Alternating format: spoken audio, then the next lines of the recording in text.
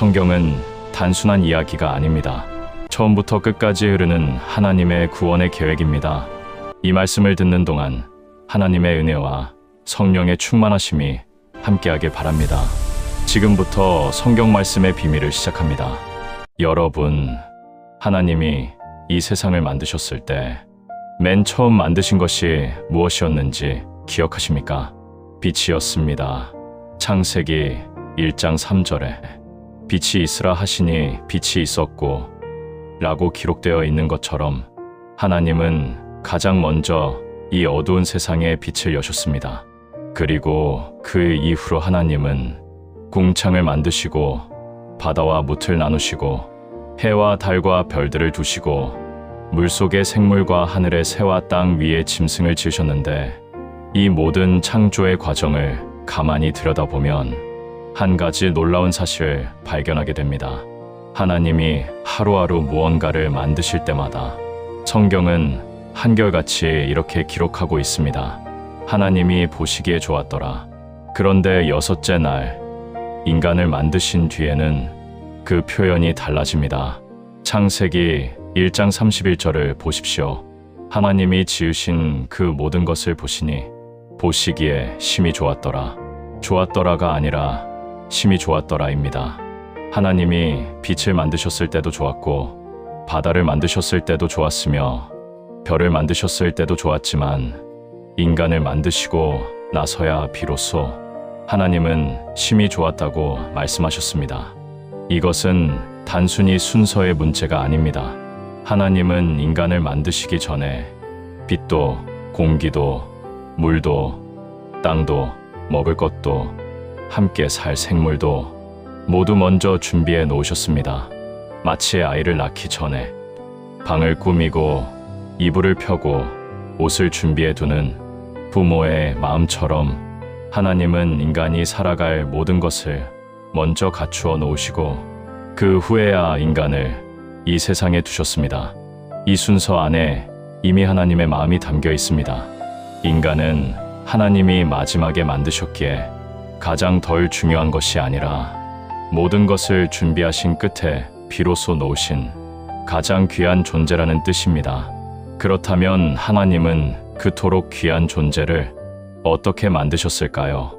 오늘 우리는 그 창조의 방식 안에 숨겨져 있는 놀라운 영적 설계도를 함께 펼쳐보려고 합니다.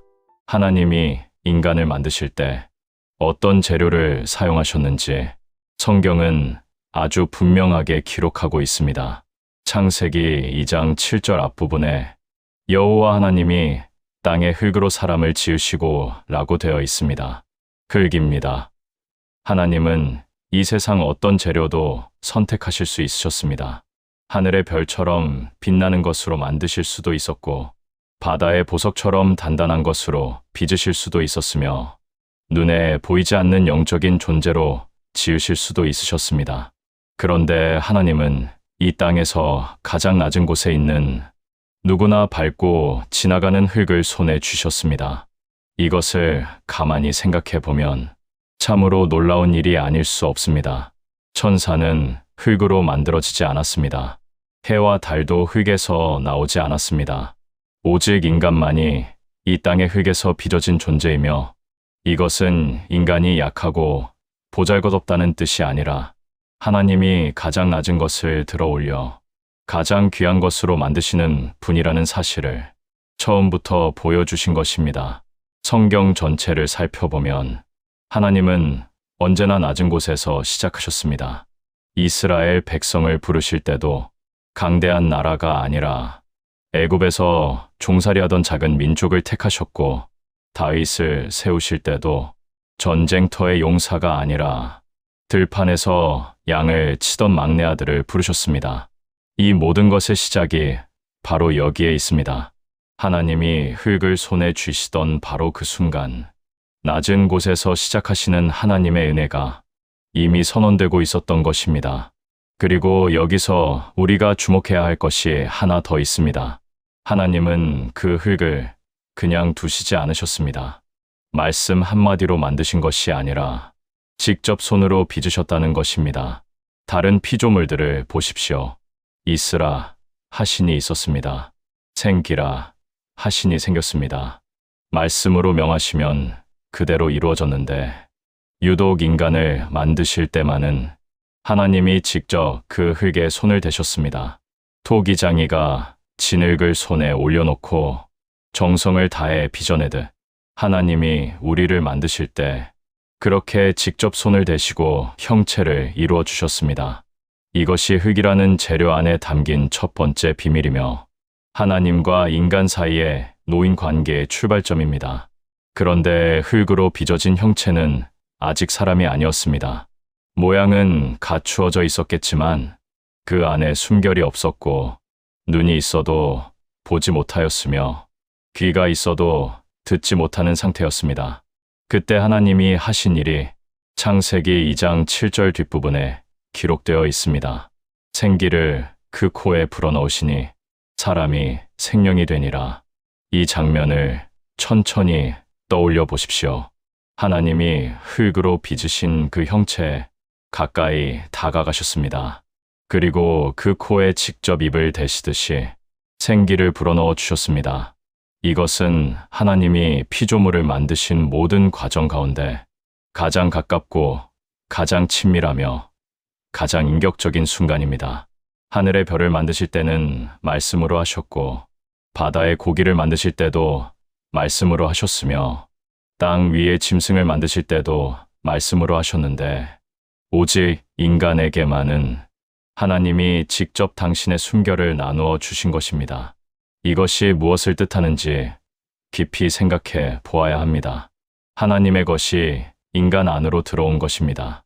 하나님의 숨결이 하나님의 생기가 이 흙으로 빚어진 존재 안에 담기게 된 것이며 그 순간 흙덩이에 불과했던 것이 살아 숨쉬는 생명이 되었습니다.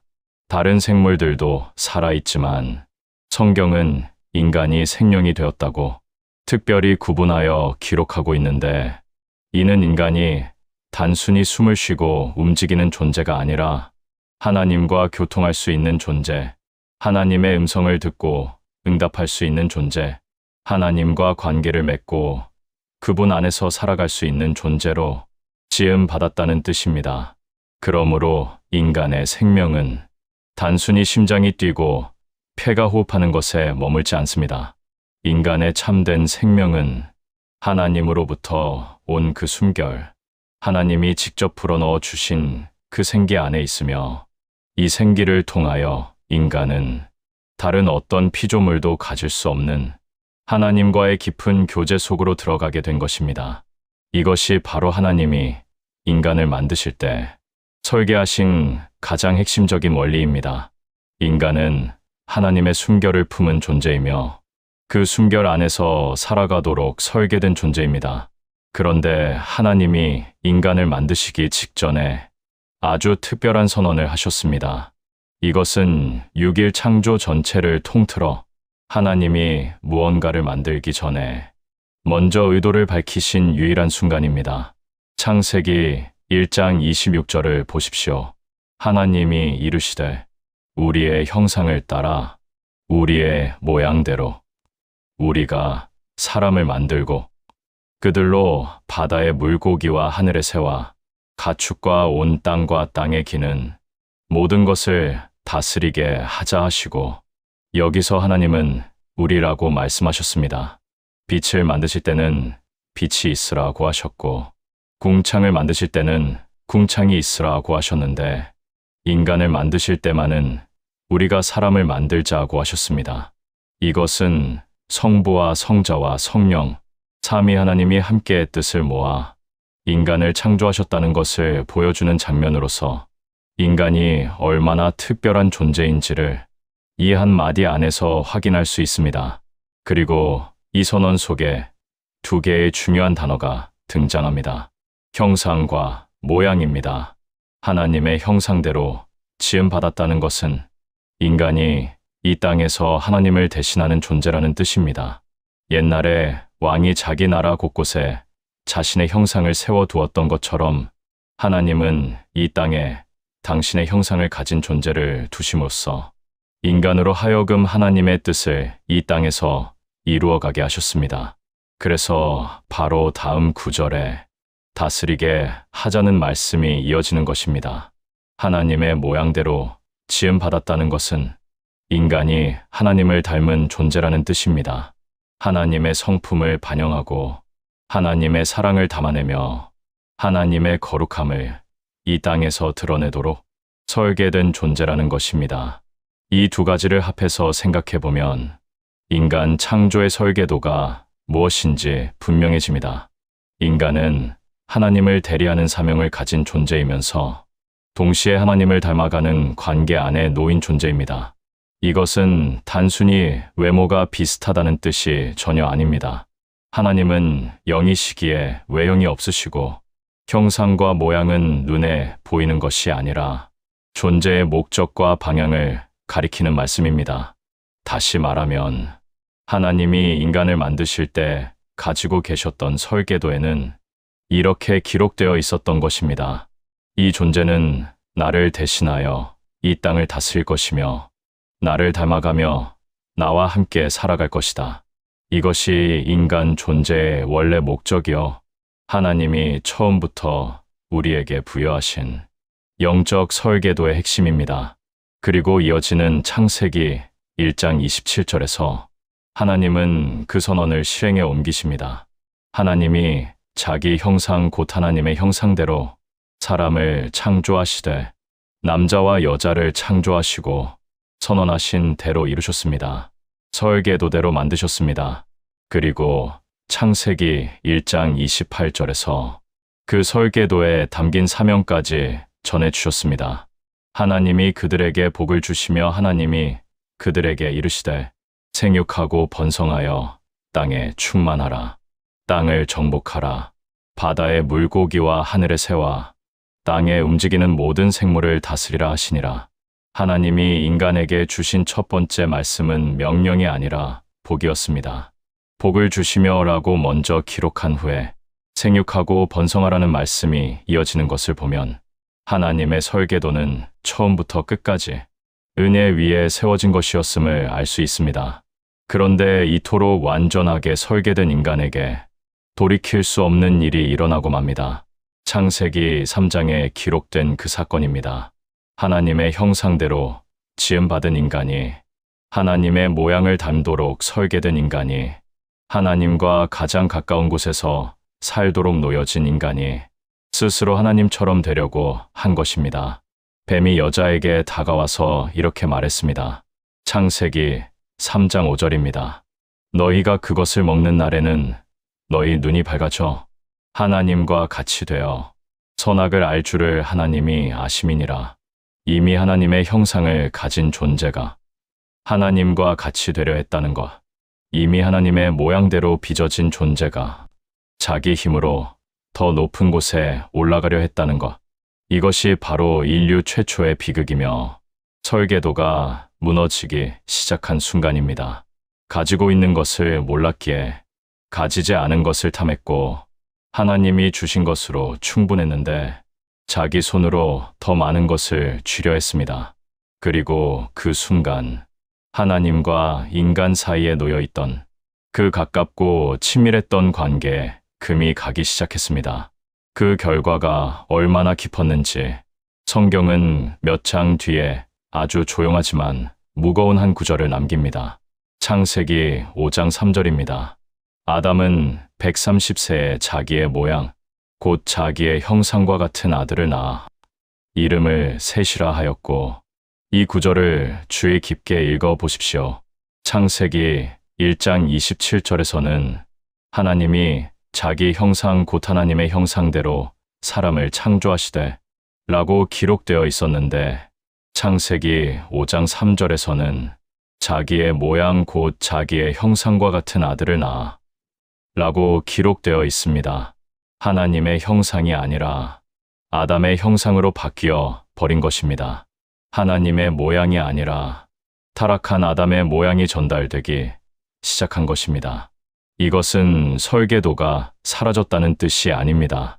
설계도는 여전히 존재하지만 그 위에 먼지가 쌓이고 얼룩이 묻고 더 이상 선명하게 익히지 않는 상태가 된 것입니다. 그래서 인간은 그때부터 자기 안에 무언가 빈 곳이 있다는 것을 느끼면서도 그것이 무엇인지 알지 못하게 되었고, 어디로 가야 하는지, 왜 살아야 하는지, 내가 누구인지조차 분명하게 대답하지 못하는 긴 방황의 시간 속으로 들어가게 되었습니다. 하나님의 숨결을 품고 있으면서도 그 숨결의 주인을 잊어버린 존재, 하나님의 형상을 지니고 있으면서도 그 형상대로 살지 못하는 존재, 이것이 타락 이후 모든 인간의 모습이며 성경이 구약 전체를 통해 끊임없이 보여주고 있는 인간의 실제 상태입니다. 그렇다면 무너진 설계도 앞에서 우리는 어떻게 해야 하는 것일까요? 성경은 이 질문에 대해 하나님이 포기하지 않으셨다는 것을 반복하여 보여줍니다. 인간이 설계도를 저버렸을 때 하나님은 인간을 버리지 않으셨습니다. 아담과 하와가 선악과를 먹고 숨었을 때 하나님은 그들을 찾아오셨습니다. 창세기 3장 9절에 기록된 것처럼 여호와 하나님이 아담을 부르시며 그에게 이르시되 내가 어디 있느냐고 물으셨습니다. 이 질문은 위치를 묻는 것이 아니었습니다. 하나님은 그들이 어디에 있는지 모르셔서 물으신 것이 아니라 숨어있는 그들을 향해 다시 관계의 문을 여신 것이었습니다. 그리고 이 장면은 성경 전체에 걸쳐 계속 반복됩니다. 노아의 시대에도 하나님은 의로운 자를 찾으셨고, 아브라함을 부르실 때도 갈대아 울에서 이름을 불러주셨으며, 모세에게 나타나실 때도 광야의 떨기나무 불꽃 가운데서 먼저 다가오셨습니다. 하나님은 한 번도 인간이 스스로 돌아오기만을 기다리고 계신 적이 없으셨습니다. 그렇기에 설계도를 다시 읽는다는 것은 인간이 스스로의 힘으로 무엇을 이루어내는 것이 아닙니다. 설계도를 다시 읽는다는 것은 내 삶의 주인이 누구인지를 다시 묻는 것이고, 나를 빚으신 분 앞에 다시 서는 것이며, 내가 무엇을 해야 하는지가 아니라 하나님이 나를 어떻게 만드셨는지를 기억하는 것입니다. 우리가 정체성의 혼란을 겪는 이유는 세상이 정해놓은 기준으로 자기 자신을 측정하려 하기 때문입니다. 얼마를 벌어야 성공한 것인지, 어떤 자리에 앉아야 인정받는 것인지, 남들이 나를 어떻게 보느냐에 따라 내 가치가 올라가기도 하고 내려가기도 하는 삶, 그것은 설계도 밖에서 사는 삶입니다. 에베소서 2장 10절은 이렇게 기록하고 있습니다. 우리는 그가 만드신 바라 그리스도 예수 안에서 선한 일을 위하여 지으심을 받은 자니, 이 일은 하나님이 전에 예비하사 우리로 그 가운데서 행하게 하려 하심이니라. 우리는 그가 만드신 바라고 성경은 선언합니다. 내가 스스로 만든 존재가 아니라 하나님이 만드신 존재이며, 그 만드심 안에 이미 목적이 있고 그 목적 안에 이미 은혜가 흐르고 있다는 것입니다. 설계도를 다시 읽는 삶이란 이 진실 앞으로 돌아가는 것입니다. 내가 누구인지를 세상에게 묻지 않고 나를 지으신 분에게 묻는 것, 그것이 설계도 안으로 다시 들어가는 첫걸음입니다. 그런데 성경은 여기서 멈추지 않고 우리에게 가장 놀라운 소식 하나를 전해줍니다. 하나님이 처음에 설계하신 그 설계도, 첫 아담이 깨뜨리고 무너뜨린 그 설계도를 완전하게 회복하시고 완성하신 분이 이 땅에 오셨다는 것입니다. 고린도전서 15장 45절을 보십시오. 기록된 바 첫 사람 아담은 생명이 되었다 함과 같이 마지막 아담은 살려주는 영이 되었나니, 성경은 예수 그리스도를 마지막 아담이라고 부릅니다. 첫 아담은 하나님으로부터 생기를 받아 생명이 된 존재였지만, 마지막 아담이신 예수 그리스도는 생기를 받는 분이 아니라 생기를 주시는 분, 생명을 받는 분이 아니라 생명을 살려주시는 분으로 오셨습니다. 첫 아담에게 하나님이 불어넣어 주셨던 그 숨결, 그 숨결이 죄로 인하여 희미해지고 점점 꺼져가던 인간의 삶 속에 마지막 아담이신 예수님이 오셔서 다시 생명을 불어넣어 주신 것입니다. 그리고 골로새서 1장 15절은 예수님에 대해 이렇게 증거하고 있습니다. 그는 보이지 아니하는 하나님의 형상이요 모든 피조물보다 먼저 나신 이시니 첫 아담이 가지고 있다가 잃어버린 하나님의 형상, 그 형상의 완전한 실현이 바로 예수 그리스도 안에서 이루어진 것입니다. 첫 아담은 하나님의 형상대로 지음받았으나 그 형상대로 살지 못했습니다. 그러나 마지막 아담이신 예수님은 하나님의 형상 그 자체로서 이 땅에 오셨고 하나님의 뜻을 완벽하게 이루셨으며 하나님의 사랑을 온전히 드러내셨습니다. 그래서 예수님의 삶을 보면 하나님이 처음에 인간을 만드실 때 설계도에 그려놓으셨던 모습이 무엇이었는지 비로소 선명하게 보이기 시작합니다. 사랑하는 것, 섬기는 것, 용서하는 것, 낮아지는 것, 하나님의 뜻에 자신을 내어드리는 것, 이 모든 것이 예수님의 삶 안에서 완전하게 드러났으며 이것이 곧 하나님이 처음부터 인간에게 원하셨던 모습입니다. 그리고 이 은혜는 예수님 한 분에게서 끝나지 않습니다. 로마서 8장 29절을 보십시오. 하나님이 미리 아신 자들을 또한 그 아들의 형상을 본받게 하기 위하여 미리 정하셨으니 이는 그로 많은 형제 중에서 맏아들이 되게 하려 하심이니라. 하나님은 우리를 그 아들의 형상을 본받게 하기 위하여 미리 정하셨다고 성경은 기록하고 있습니다. 이것은 놀라운 선언입니다. 저 아담 안에서 무너졌던 하나님의 형상이 마지막 아담이신 예수 그리스도를 통하여 회복되고 이제 예수님을 믿는 모든 사람이 그 형상을 본받아 닮아가도록 하나님이 처음부터 계획하고 계셨다는 것입니다. 그러니까 우리의 신앙이란 무너진 설계도를 다시 펼치는 것이며 예수 그리스도 안에서 하나님의 형상을 회복해가는 과정이고 첫 아담이 놓쳐버린 그 삶을 마지막 아담의 은혜 안에서 다시 살아가는 것입니다. 이것이 인간 창조의 영적 설계도가 가리키는 가장 깊은 비밀이며 창세기 1장에서 시작된 이야기가 예수 그리스도를 통해 어떻게 완성되는지를 보여주는 구속의 역사입니다. 여러분, 오늘 우리는 함께 하나님이 인간을 만드신 그 순간으로 돌아가 보았습니다. 흙이라는 가장 낮은 재료를 손에 쥐시고 정성을 다해 빚으시고 그 코에 생기를 불어넣어 주시며 우리의 형상을 따라 우리의 모양대로 선언하셨던 그 놀라운 순간을 함께 묵상했습니다. 그리고 우리는 그 완전한 설계도가 첫 아담의 죄로 인하여 무너졌지만 마지막 아담이신 예수 그리스도를 통해 다시 회복되고 완성되었다는 것을 확인하였습니다. 하나님은 지금 이 순간에도 우리를 향한 설계도를 손에 들고 계십니다. 그 설계도에는 여러분의 이름이 적혀 있고 여러분이 왜 이 세상에 존재하는지가 기록되어 있으며 여러분이 어디를 향해 걸어가야 하는지가 이미 그려져 있습니다. 혹시 지금까지 내가 누구인지 몰라서 힘드셨습니까? 세상이 정해놓은 기준에 나를 맞추려다 지치고 상처받으셨습니까? 내 안에 무언가 채워지지 않는 빈 곳이 있다는 것을 느끼면서도 그것이 무엇인지 알 수 없어 답답하셨습니까? 그것은 설계도 밖에서 살고 있었기 때문입니다. 하나님이 그려놓으신 원래의 그림이 아닌 다른 그림 속에서 나를 찾으려 했기 때문입니다. 오늘 이 자리에서 다시 돌아오십시오.